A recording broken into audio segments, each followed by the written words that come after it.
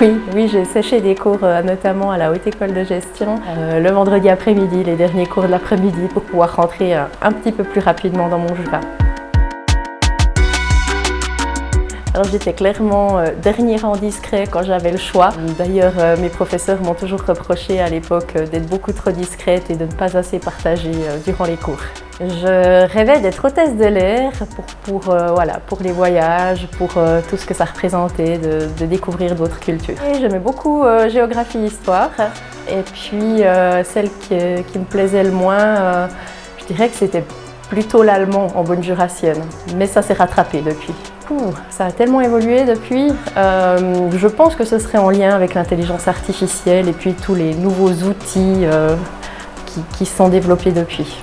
Alors j'ai jamais fait de stage ou de job d'été parce que j'ai tout de suite fait un apprentissage d'employé de commerce. Par contre, forcément, en ayant grandi dans une ferme-restaurant, je donnais un coup de main, que ce soit au restaurant, au service, en cuisine ou alors même à la ferme.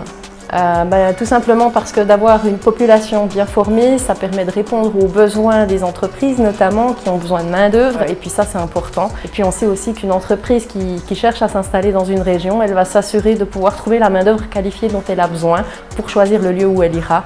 Donc forcément, une population formée, c'est un atout stratégique.